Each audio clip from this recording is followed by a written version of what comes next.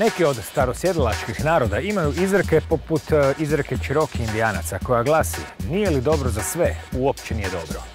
Taj se princip u Africi naziva Ubuntu. Ubuntu je bio temelj na kojem je razvio ideju nove društvene strukture koju je nazvao kontribucionizmom. Ona predstavlja suprotnost tihom i neumornom ratu ekonomskog ropstva toliko lukavo pletenom da ga većina nije niti svjesna. Već godinama uključen je u mnoge vrlo eksponirane pravne postupke protiv nezakonitog djelovanja banaka. Iz svojih iskustava izveo je ideju o globalnom društvu bez novca koje je vođeno principima zajedništva. U knjizi Ubuntu opisao je konkretne korake koje je moguće napraviti u tom smjeru, u smjeru kontribucionizma. O tome bi se moglo porazgovarati i ovdje, na rubu znanosti.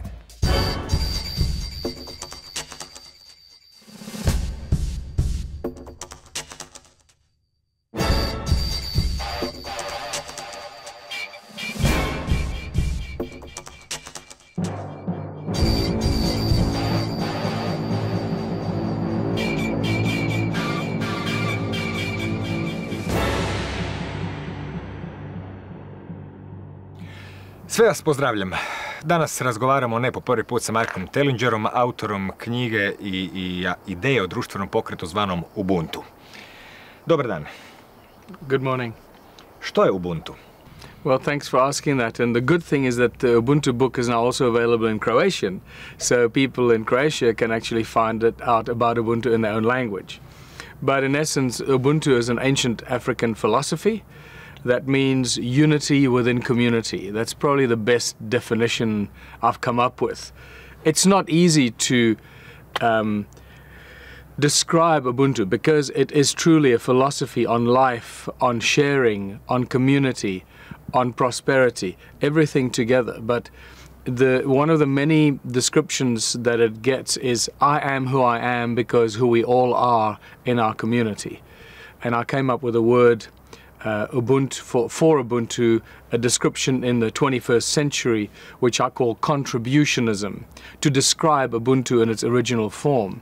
And contributionism means where we all contribute our talents and skills for the greatest benefit of everyone in our community.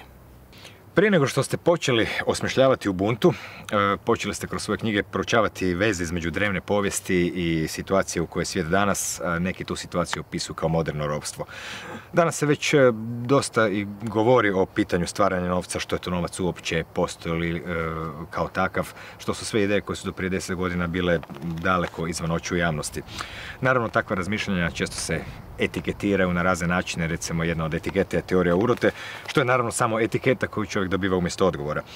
Kakva je vaša zapravo vizija povijesti i utjecaja povijesti na svijet kakav je danas? When I was writing Slave Species of God and I was really looking deeply into the origins of humankind and who we are, where we come from, why we are here, looking at all the ancient texts and as much information as I could, it became very clear to me that humanity existed without money for much longer than we've existed with money.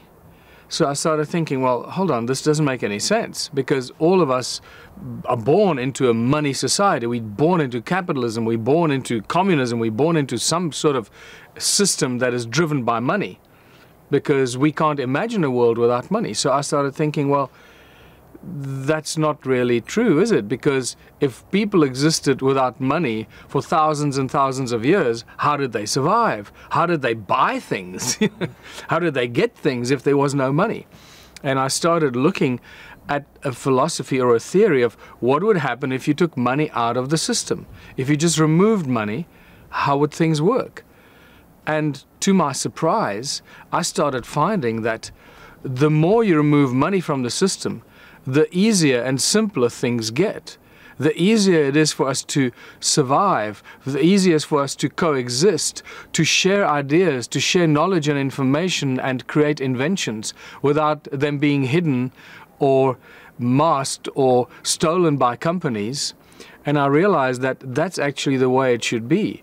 That money is just a tool of enslavement that was imposed on humanity at some specific time in our history. And that's exactly what I found out. I found out that there was a very specific point in human history that money was introduced maliciously and cunningly by design as a tool of enslavement of the human race.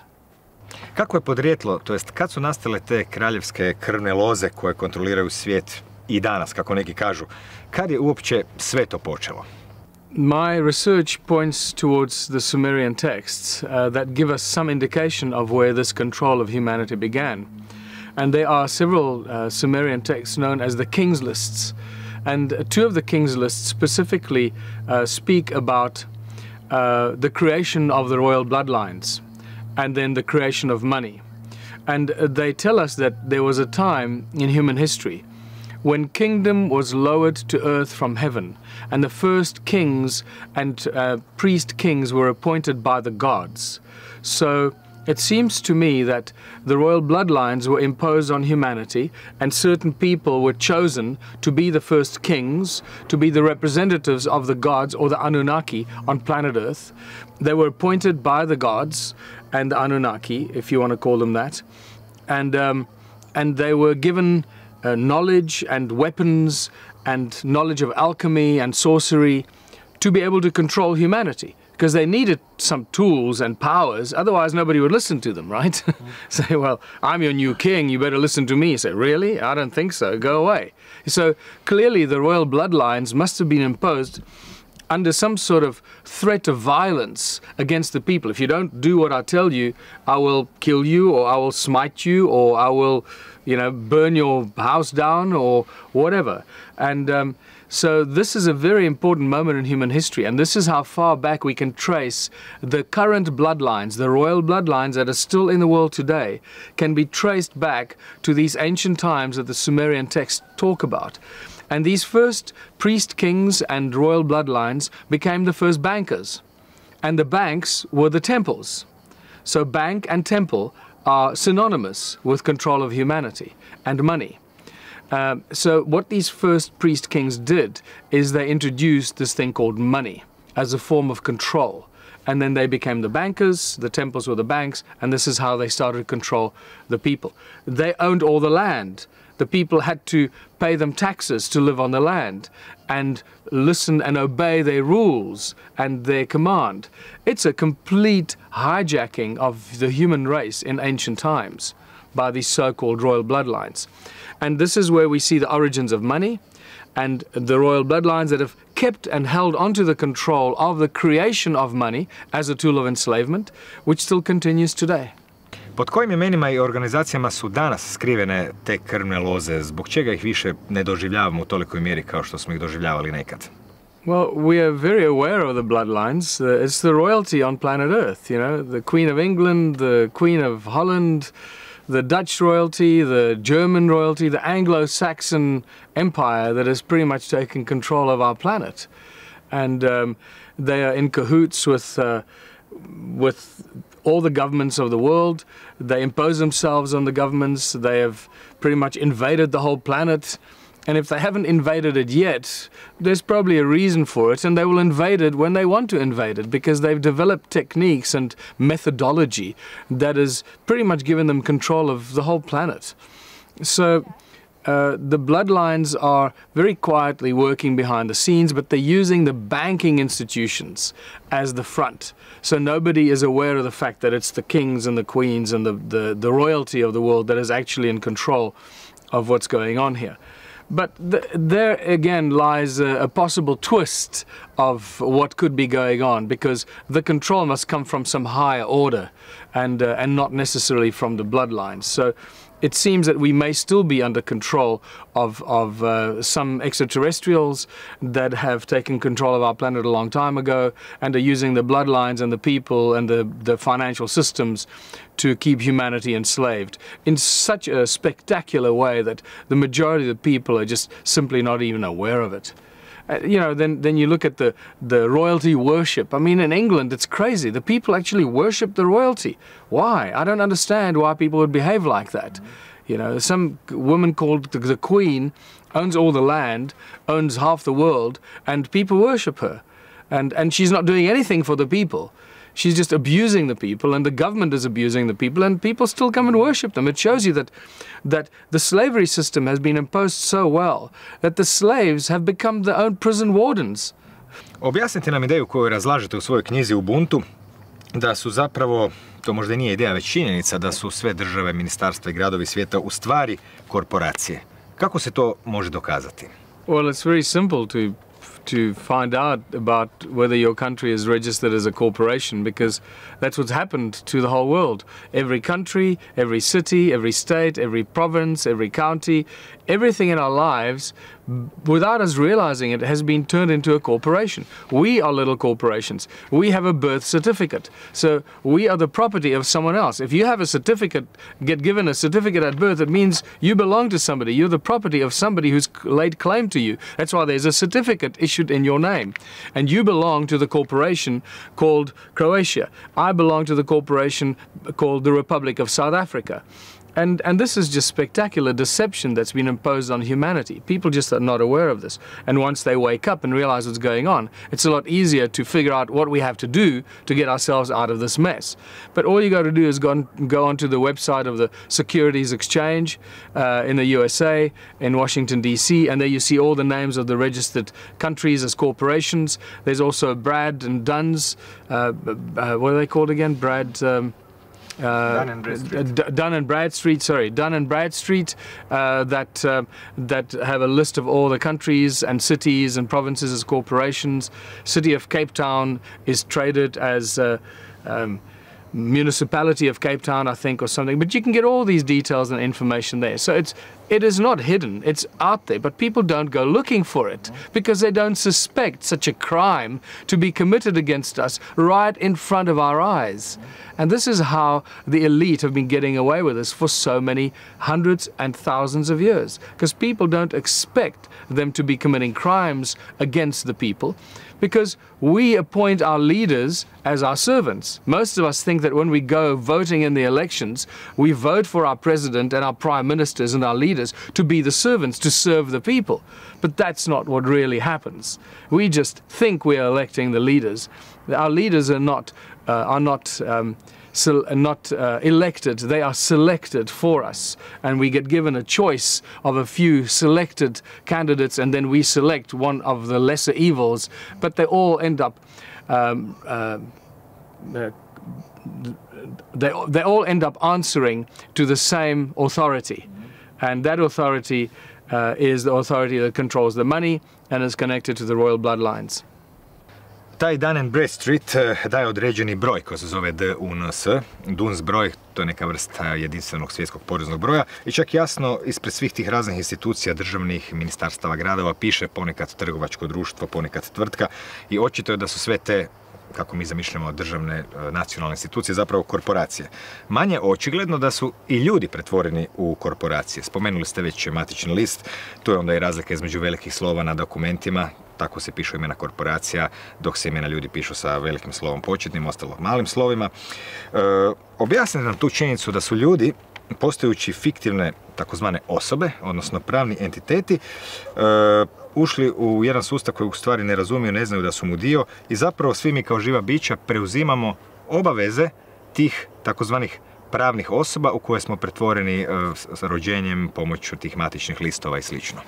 Well, people often refer to, or people are referred to by the current system, the corporate system, as a legal fiction. So you're a fictional, you're a piece of paper. Your birth certificate and your ID document and all the papers associated with you as a living, breathing human being are turned into pieces of paper.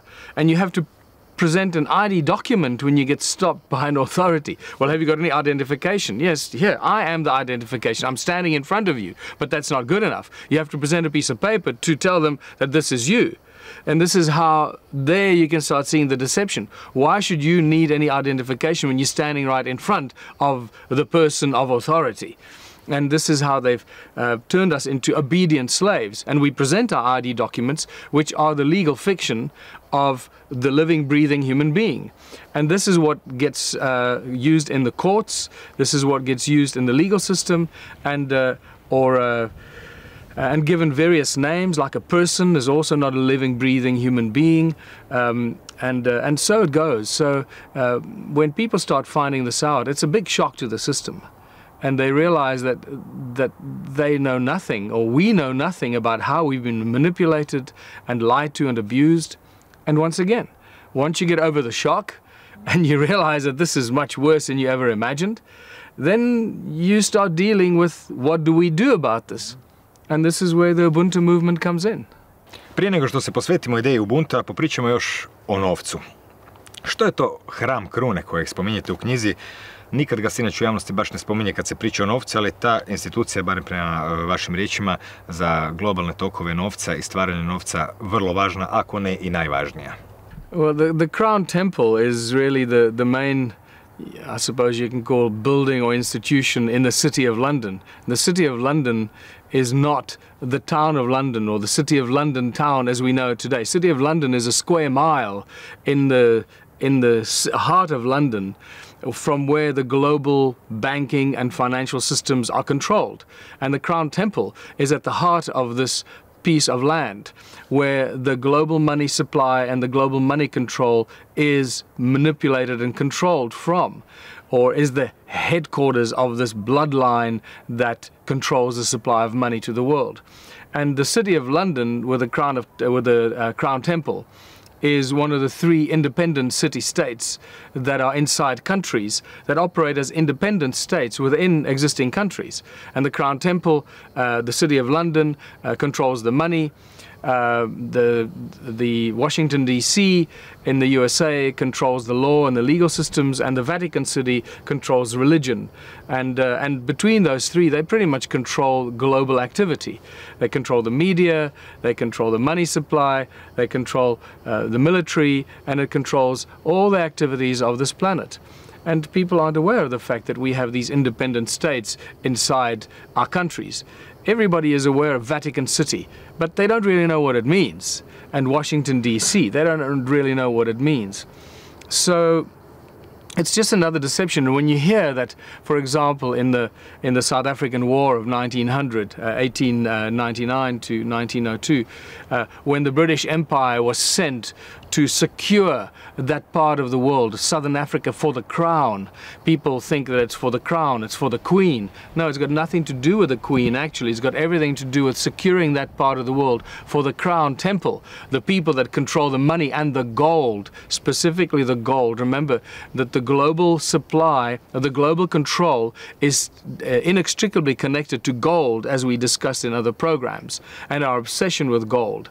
So this is so deeply convoluted for thousands of years, and the control over humanity is not just a few decades or a few hundred years old. It goes back thousands of years, and the Crown Temple is right at the heart of this. Evo, sjedim ovdje lijepi dan na otoku u prirodi i dok čovjek ovako uživa može se zapitati postoji li zaista neki pravi dokaz da smo izloženi nekakvom skrovitom djelovanju koje možda uopće ne razumijemo. Well, many people will be aware of the fact that humanity is under attack. We're under attack by in so many different ways, but one of the best and simplest ways to describe it are the chemtrails that are happening right above us, right now. For people that are not aware of this, wake up.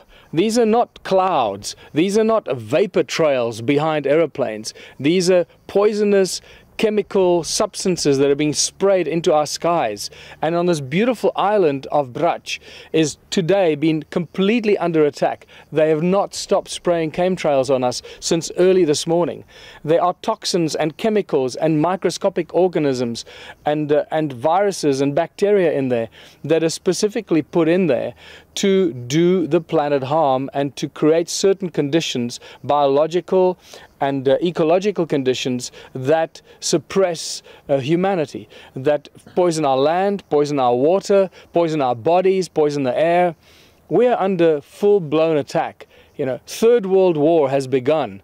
It's just the people are not aware of it, and the war is coming down from the sky. Očito je da se pojedinac teško može konfrontirati s tom nevidljivom silom, s tom nevidljivom moći. Koja je glavna ideja iza Ubunta i kontribucionizma po tom pitanju? Kako bi se uopće moglo potaknuti ljude da iskorače iz starog sustava i počnu stvarati neki još uvijek nepoznati novi? Well, first of all, we have to realize that we are the 99.99%. We, the people of the world, are the majority, by far the large majority. And we're being controlled and manipulated by a small number of individuals. Now, that clearly must give us a sense of confidence that we can change things in our own favor.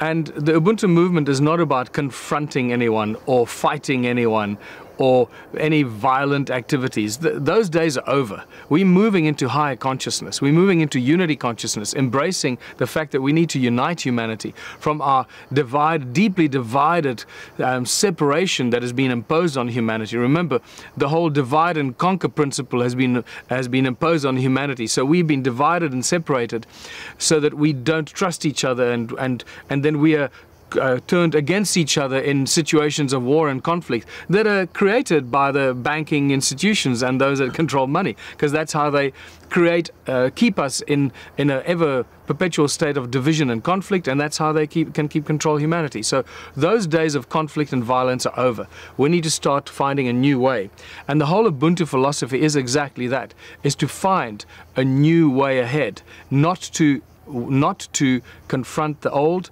or create any violent situations. And to do that, we have to first understand what has happened in the past, what we should not be doing, and then find a new way forward. And that's what we propose very simply by firstly telling people about the money system, that we can no longer live in a world with money. So how do we move from a world with money towards a world without money? It's not a simple step. You can't go from zero to hero. You have to go through a few processes. The other thing is that we realized very soon that when you start working in communities and creating community projects in communities that will help uplift and benefit the community, that is not always a final solution, because the moment your community or the projects that you've created become a threat to the establishment, they will send the men with guns to shut you down. So I realize that we have to utilize the political arena at the same time. Not because we want to go into politics and we want to become dirty and corrupt and disgusting like the political system is, but by going in and changing the system into a reputable, honorable and a respectful part of human society that actually serves the people. Because at the moment politics is destroying our lives, and by sitting on the fence or ignoring it is not going to solve the problem. So I realize that we have to embrace politics, get in there and become a virus of consciousness that actually changes the political arena in the favor of humanity. So the Ubuntu movement is structured from community projects, creating a large number of community projects that benefit the people in their communities. Not corporations, not the municipalities and not the governments, the people in their communities. And then having a political party that represents those values, those principles and the manifesto that the people can then go and vote for on a political level. And this is a very critical thing for people to digest, is that it's a top-down and a bottom-up approach that we've taken with the Ubuntu movement. Ubuntu bi prema vašoj knjizi trebao krenuti od malih ruralnih naselja i tu se naravno javlja potpuno nova perspektiva sati radnog vremena koja se meni osobno vrlo sviđa, jer mnogo se može napraviti ako svaki čovjek pridonese samo 3 sata radnog vremena za zajednicu tjedno. To je zanimljiva matematika, jer mnogi će se složiti da je ovih današnjih 8 sati dnevno puno i previše, jer čovjeku praktički ništa ne ostaje vremena za vlastiti život preko tjedna. Firstly, we explain to people that competition is not good. Competition is bad. Competition is the worst thing that's ever been imposed on humanity. And we've all been brought into this world thinking that competition is good. Without competition, there'd be no progress, there'd be no invention. People would be lazy, that nothing would ever happen without competition. That is not true. Competition brings forward and to the surface all the ugly aspects of humanity. It brings the aspect of control, of the pyramid hierarchical structure, of a few controlling everything while the rest of the people are doing all the work. And competition allows companies and governments to hide knowledge and information, like the cure for disease and free energy and free electricity and so forth. So with the Ubuntu movement, first thing we do is tell people that we're no longer going to compete. We're going to cooperate. We're going to work together. We're going to cooperate and collaborate so that we do everything together for the benefit of the people. We'll grow the food, we'll create the technology, we'll design new furniture and homes, and create cures for all disease, and anything we decide to do as a community, we will do. Why? Because we can, and we've decided to do that. We're not going to do anything and then keep it for a group of the people of our community while we exploit the rest of the community. That is what we're turning around. So, very critical first point of departure.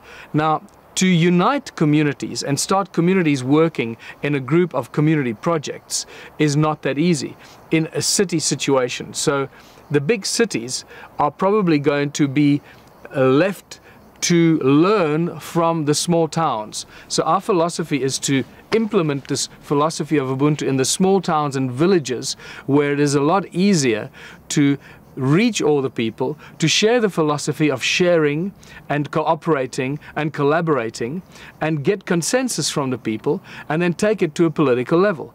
And the next election, go vote for this new philosophy of ours. The plan of action is to identify a diverse number of community projects, from recycling, from a bakery, bread, milk, cheese, wood factory, metal factory, fish farming, whatever you can imagine, making shoes, etc. Engineering, technology, a diverse number of community projects. Each community project is maintained and looked after by a master artisan, a master baker, or a master engineer, or a master scientist, or a master food grower, together with a project manager on behalf of the community. And we create 3 times as much as what we need. Now, to do this, we need something to unify the people. And this is where the electricity comes in. This is a critical part of the plan of action. One of the things we plan to do with the Ubuntu party when we win the election in our town or community, the first thing we do is we implement our own electricity supply. And that is really important because that electricity supply becomes free to everyone. Everyone gets uncapped electricity, like we get uncapped Wi-Fi today, because it's our electricity. We put the systems in, and once we've paid for it, the electricity belongs to us. So we no longer have to pay for it on a monthly basis. And that electricity provides the electricity for all the community projects, and it's free to everyone in the town under one condition: if they contribute 3 hours a week towards one of those community projects. Just like you said, 3 hours a week is all it takes to create a community of abundance. And if you have a town of 5,000 people, each one contributing 3 hours a week, that's 15,000 hours a week we are contributing towards our community. And you will know very quickly that 15,000 hours a week turns your town into a powerful labor force. No government, no municipality, no corporation or company can compete with 15,000 hours a week, because we're doing it together and we're doing it for free for the benefit of our community. And that starts to change everything in people's minds, their perception, how they see money interacting and money working. And it's a very quick step towards transitioning from the current system into a new Ubuntu contributionism system. The other critical thing about this is that it's a very simple transitional step. Everybody can afford 3 hours a week. You don't need to leave your job or give up anything, because everyone can afford 3 hours a week. That means that we can transition from the current system into a contributionism system very smoothly. And before you know it, you're getting everything for free, your bread and milk and electricity and furniture and clothing, everything for free, because you are participating in the community projects. And the extra money we make from the community projects gets distributed among the people in our town. So very soon you'll say, well, why do I still work? Why do I still keep this job? I don't need that job because I'm actually getting more money from the community projects in my town than I'm getting from my job.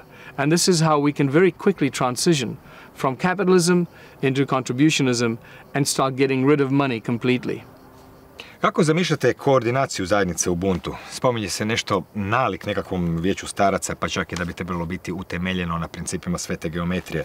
Naravno, tradicionalno u starim zajednicama vijeća staraca nisu donosila nikakve zakone, već su o svakoj situaciji raspravljali od nule na temelju zdravog razuma, osjećaja za pravdu.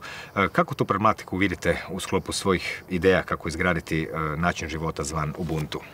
First of all, one of the common questions is, is this a moneyless society? Is this a lawless society? Who's going to make the laws and the rules? And the answer is the people make the laws and the rules in their own community. The whole plan is to deconstruct government, decentralize government, so that people run and rule themselves in their own communities, like the old city-states in some way, like the city of Rome and so forth, where we had city-states, where people start to look after themselves and make their own laws for their own communities. But it's not just a lawless society where anyone can make any laws. Obviously, we need to have some structure and we need to have guidance. And for this purpose, we look to nature and we look to what we refer to as sacred geometry. Now, sacred geometry has encoded in it all the laws of nature that we find around ourselves.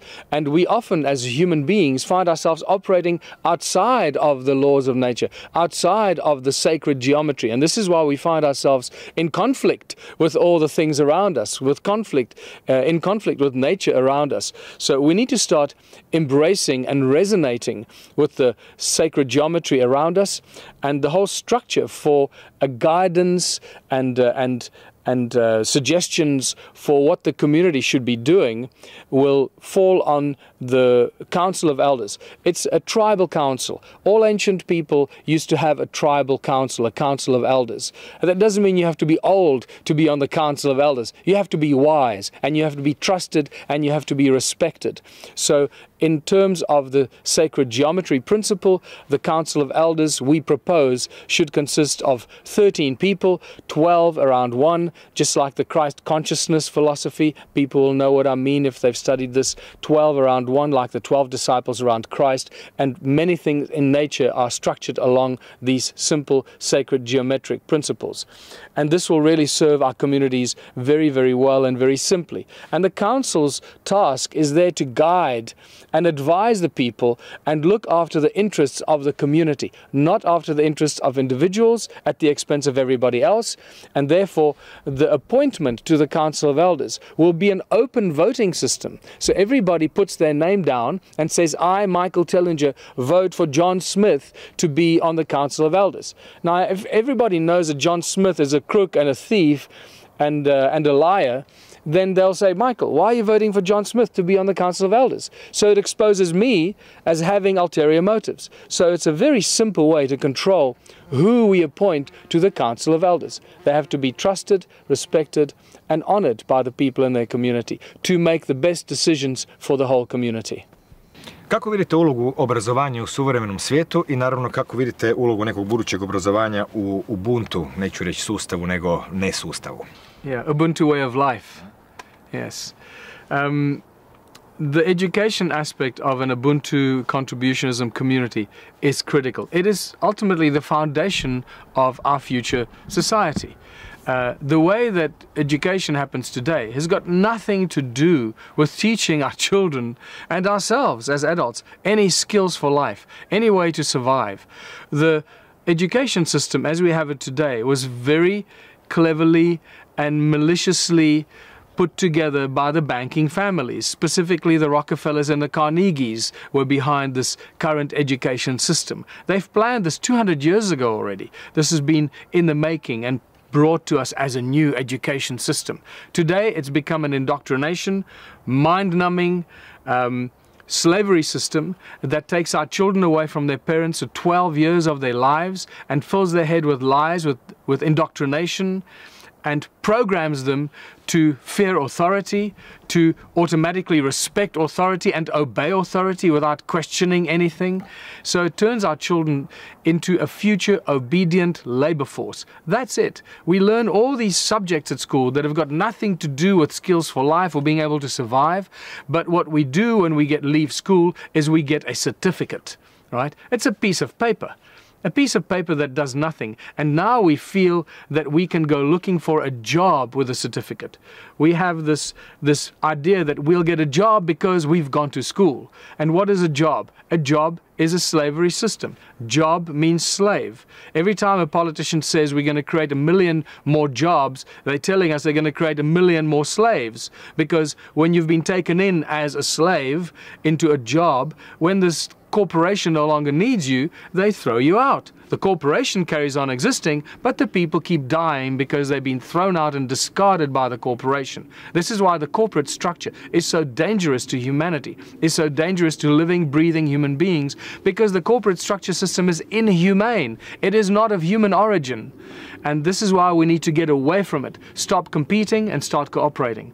And the new education system in Ubuntu communities is a simple, elegant system that teaches all of us, all of our children, from the youngest of ages, the skills for life that we need to survive, to create, to invent, to do whatever we feel or our hearts desire that comes from our own abilities to create and to contribute towards our society.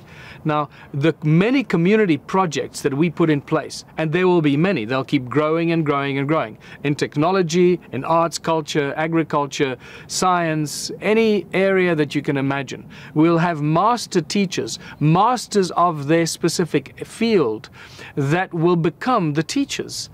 You can't call yourself a teacher unless you are a master of what it is that you do. How can you call yourself a teacher teaching people how to bake bread if you don't know how to bake bread? So if I'm going to send my child to learn how to bake bread, I want them to go to a master baker and learn that skill from the master baker.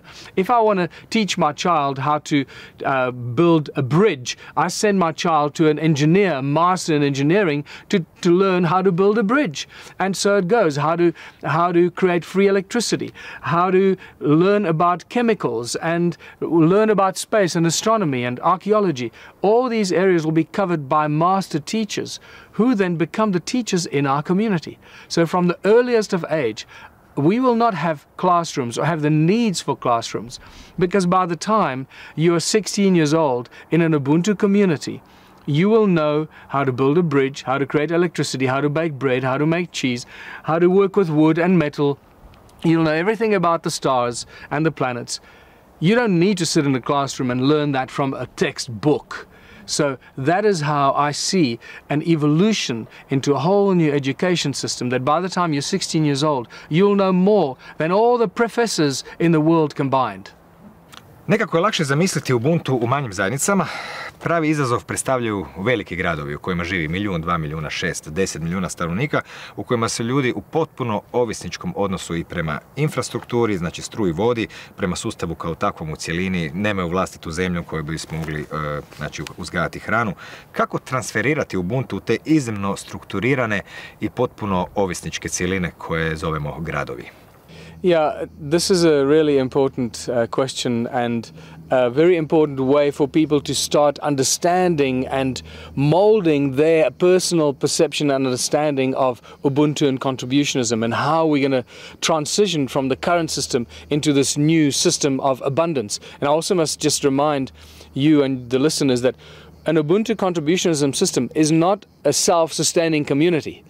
We are creating communities of abundance. We create much more than what we need, so we can share it with all our neighboring communities. In the beginning, we'll be selling it to our neighboring communities, because that's how we're going to make money to create new community projects, and how we create new systems that create components for community projects. So eventually we're not dependent on anything from outside of our community.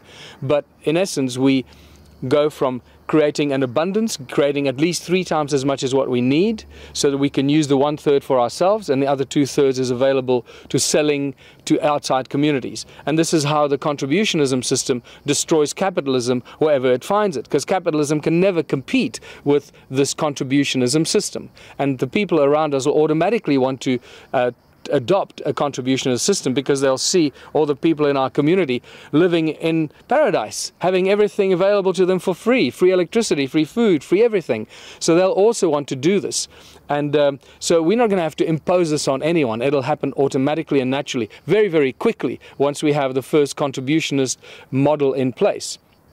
And then what will happen is it'll start having an effect on the big cities and the big metropolitan areas where people really live, you know, squeezed together like sardines in a can. They come there looking for a job, looking for a better life, and find themselves trapped in a system that they cannot escape.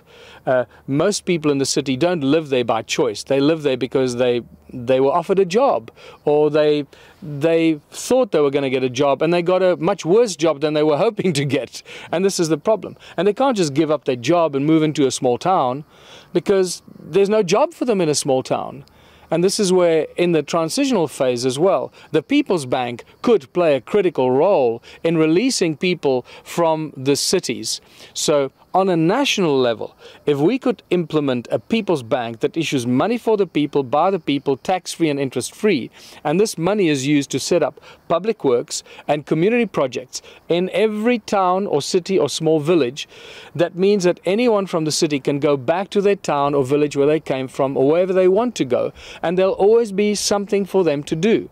If they want to start a bakery, the money will be provided by the People's Bank, because that's the job of a People's Bank. If you want to start a music school, the money will be provided by a People's Bank. People's Bank won't provide money for people to buy houses and cars. It provides money for infrastructure, for creating abundance for the people in their communities. So this is just a very quick step to allow people to think outside the box and say, wow, a People's Bank will release the people from the cities to go live wherever they want, as long as their intentions are to benefit the whole community, not just to enrich themselves at the expense of the rest of the people. The other thing is, once we win a small town like this with the Ubuntu party, and we start to implement these community projects, this free supply of everything to the people, many people in the towns and cities have families and friends that live in towns, in small towns and communities. Many people have a cottage out in the country, and they go away for a long weekend, and they can't wait for the long weekend to escape to the country and go stay in their beautiful cottage by the river or in the mountains and have 4 days of sanity, and then they go back to the craziness of the city. So what will start happening is the people start moving from the city to the small towns and seeing how everyone there has everything they need. And they too, when they go there, all they have to do is work for 3 hours, and suddenly they've got access to everything they need in that community. And at some stage they're going to say, well, why am I going back to the city? Why am I going back to a job, to work like a slave? When I come here for the long weekend, everything is available for free.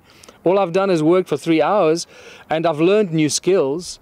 And so this, how I believe, will be one of the things. There'll be many other ways that the cities will become depopulated, but this is possibly one of the ways that it'll start happening. But at the same time, the people in the cities may organize themselves in suburbs, in smaller parts and sections of the city. So they start working like small communities and small towns that make up the suburbs, that make up the big cities, and implement the same philosophy. Provide their own electricity supply, everybody gets free electricity in that suburb, and then they create community projects in that suburb that then benefits everybody in that community. Once the model has been set up, it's then probably not going to be very difficult to implement that model wherever you go in the world. Dugoročno gledano, što ćete raditi s tim silnim obiljem koje princip Ubuntua stvara? Remember that everything we do in our communities is done with a very good and specific plan. So we create at least 3 times as much as what we need for our community. So we know how much is going to be distributed to everyone, and there's no argument about that. But we're not always going to be able to sell everything we grow and manufacture or produce. So what are we going to do with all the extra stuff? We're going to put it into Ubuntu warehouses. Think of it as a Walmart, but a Walmart of the people. And these Ubuntu warehouses will be available for anyone else to come and buy their stuff. But they'll be able to buy it for much cheaper than they can buy in any supermarket at the moment, because we'll be putting it in there virtually for free, because we're creating it for free. Any one of the people in our community will get some sort of an electronic card as an Ubuntu community member that allows you to go to this warehouse and take whatever is allocated to you based on the big plan. And there's always going to be too much stuff. So you will never run out of stuff. But what we'll do by doing this is basically creating a new alternative, a new supply chain of food, a new supply chain of technology and furniture and clothing and anything we do in our community projects, away from the current corporate structure and the corporate control that keeps it away from the people. People will be able to access it very, very cheaply and very easily. Not only that, but what we've actually also done is created a new alternative currency system. That card that you have becomes a new currency that cannot be destroyed by the Rothschild banking empire. They can't close your bank account, they can't stop you from getting your food or your clothes or your technology, because it's in our Ubuntu warehouses. We made it. No one can take it away. And this is the major masterstroke that I think when people see this, they go, oh my goodness, I see where you're going with this. This is so simple. So in a very, very short period of time, we can create an alternative supply of food and everything we need and create an alternative currency system with our Ubuntu cards. Remember, you can take that card and you can fly to Italy and go visit your friend in Rome and go report to the Ubuntu office there in the Ubuntu community and say, hi, I'm Michael, I'm here. And say, hey, Michael, swipe your card, welcome. Oh, this week we need the chemical engineers are developing a new material over there. Please go report at this time for 3 hours, work with the chemical engineers, go help them out, and you'll go work, do your 3 hours, and then you got access to all the things in the Ubuntu warehouse for the whole week. That's how simple it is. So we've created not just a local, but an international currency that cannot be collapsed by the Rothschild empire. Za kraj, imate li neku, kako bismo to rekli, eksperimentalnu potvrdu da vaša ideja radi u praksi? Naravno, teško imati eksperimentalnu potvrdu za nešto što zahtijeva razvijeni sustav koji se ne može sagledavati parcijalno, ali ipak imate li kakvih naznaka, nekakvih povratnih informacija na tu temu? This is a frequently asked question. Do you have any examples of a working Ubuntu community? And the answer is no. Because if we had an example of a working Ubuntu community, it will already be affecting the world. It'll be destroying capitalism everywhere. We'll have Ubuntu towns springing up all over the world, because this is not an idea that is confined by countries or borders. This is an idea that goes right across the planet. It's a philosophy that resonates in people's hearts and that they want to implement themselves. So the only real examples of an Ubuntu philosophy is when we look back at ancient times, when people lived in their communities. They didn't have money and they didn't have jails. And when the European settlers or invaders arrived 500 years ago to settle the whole planet and colonize the whole planet, they found all ancient cultures didn't have jails and they didn't have money. They implemented money and they built jails, and the rest is history. So basically we can look at ancient cultures for guidance on how to structure this Ubuntu community and then implement it into the modern society, and this is where I call it contributionism. Michael, hvala na gostovanju i do neke sljedeće prilike, doviđenja. Naravno, sve najbolje sa Ubuntu pokretom i sa svim izborima lokalne ili globalne razine na kojima se mislite kandidirati sa svojom strankom zvanom Ubuntu. Doviđenja. Thank you very much for talking to me.